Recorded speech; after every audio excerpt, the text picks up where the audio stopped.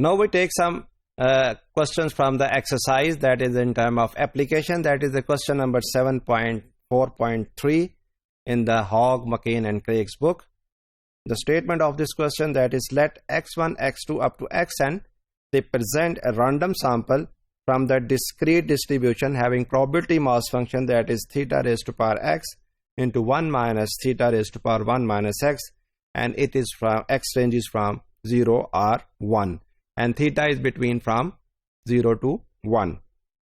What we have to do, that show that y1, that is actually sum of x, is a complete sufficient statistic for theta.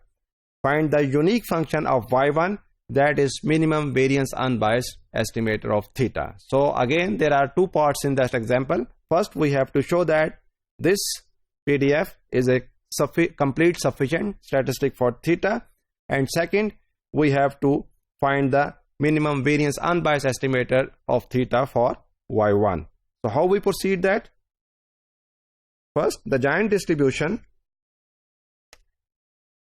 First, we are going to show that it is sufficient, and then we show that it is a complete, and then we find the minimum variance unbiased estimator. So for sufficiency, the giant distribution is, that is f of x theta, that is pi I varies from 1 to n, theta raised to power x into 1 minus theta raised to power 1 minus x, and this can be written as theta raised to power sum x into 1 minus theta raised to power n minus sum x, or we can also multiply it with 1 so that we can show that by using the factorization theorem it is a sufficient statistic. So this whole function can be written as g of y1 theta, and this can be written as h of x. So by using the factorization theorem,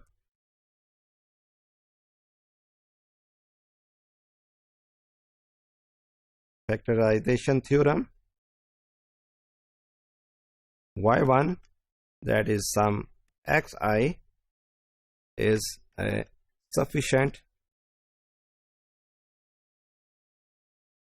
statistic for theta. Now next we have to show that the function, next we have to show that g of y1 is complete, and we know that for the completeness we have a condition, that is expected value with respect to theta, that g of y1 is equal to 0 for all theta belong to its parameter space and its ranges from 0 to 1. Now we find the distribution of g of y1 first of all, and then we will find the expected value of this.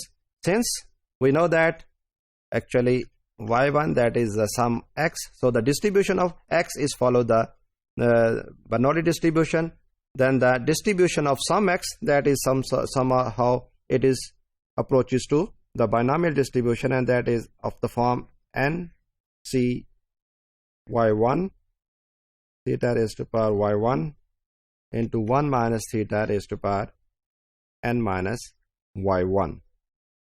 Now next we will find the expected value of g of y1 for the completeness, and that is expected value with respect to theta of g of y1, and that is actually equal to sum y1, that is from 0 to n, into g of y1 into nc y1 into theta raised to power y1 into 1 minus theta raised to power n minus y1.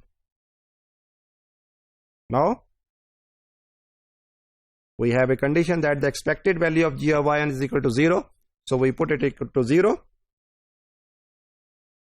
which implies that 1 minus theta, just we simplify this one, that is 1 minus theta raised to power n. इसको हमने summation से बाहर निकाल दिया because that is a constant, and the rest of the thing, that is y1, that is equal to 0 to n g of y1 into nc y1, and that is theta over 1 minus theta raised to power y1, and that is equal to 0. So further implies that we can simplify this one like that, sum y1 0 to n, that is g of y1 into nc y1, and just I write it as alpha raised to power y1, that is equal to 0, where alpha basically theta over 1 minus theta. So the above equation is a polynomial in alpha. The above equation is a polynomial in alpha, and for this polynomial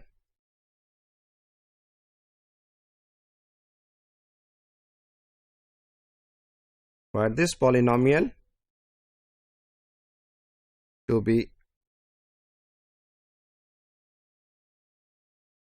0 if all the coefficients must be 0. So ncy1, that is actually g of y1, that is equal to 0 for y1, that is 0, 1 up to n. But we also know that the ncy1, that is not equal to 0. So g of y1, that is equal to 0 for all y1. So we are able to show that g of y1 is equal to 0 for all y1. Therefore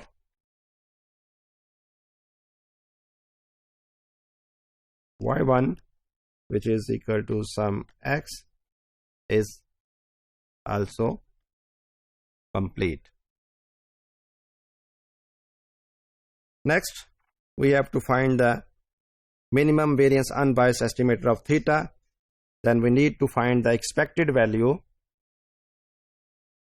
of y1, and basically that is expected value of sum xi, and that is actually sum expected value of x, and we know that the expected value of x is theta, and with multiplied by sum it is n theta.